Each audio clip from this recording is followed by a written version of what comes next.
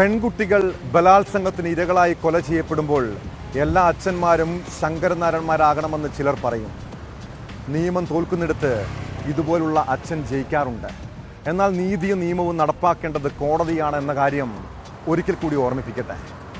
കണ്ണൂരിൽ 16-കാരിയെ പീഡിപ്പിച്ച മദ്രസാധ്യാപകന് കോടതി വിധിച്ച ശിക്ഷ അങ്ങേയറ്റം മാതൃകാപരമാണ്. ആലക്കോട് സ്വദേശി മുഹമ്മദ് റാഫിക്ക് തളിപ്പറമ്പ് പോക്സോ അതിവേഗ കോടതിയാണ് 187 വർഷം തടവ് ശിക്ഷ വിധിച്ചത്.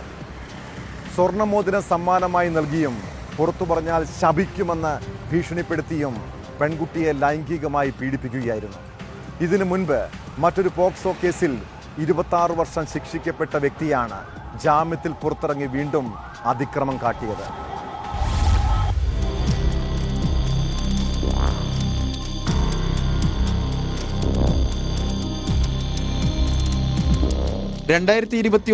ലോക്ക്ഡൌൺ കാലത്താണ് കണ്ണൂർ പഴയങ്ങാടി പോലീസ് സ്റ്റേഷൻ പരിധിയിലെ 16-കാരിയെ മുഹമ്മദ് റാഫി പീഡിപ്പിച്ചത്.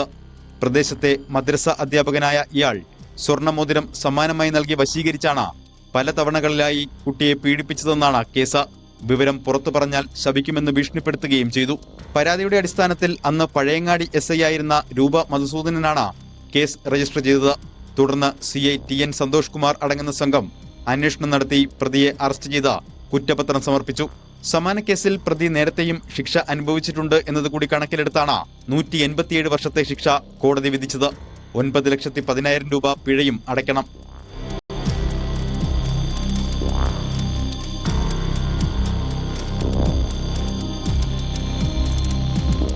മുൻപ് 11-കാരിയെ പീഡിപ്പിച്ചതിന് വളപട്ടണം പോലീസ് സ്റ്റേഷനിലും ഇയാൾക്കെതിരെ കേസുണ്ടായിരുന്നു. ഈ കേസിൽ 26 വർഷം ശിക്ഷിക്കപ്പെട്ട റാഫി ശിക്ഷാ കാലയളവിനിടെ ജാമ്യത്തിൽ ഇറങ്ങിയപ്പോഴാണ് 16-കാരിയെ പീഡിപ്പിച്ചത്. തളിപ്പറമ്പ് അതിവേഗ പോക്സോ കോടതി ജഡ്ജി R രാജേഷാണ് ശിക്ഷ വിധിച്ചത്. പ്രോസിക്യൂഷന് വേണ്ടി public prosecutor advocate Sherimol Jose ഹാജരായി.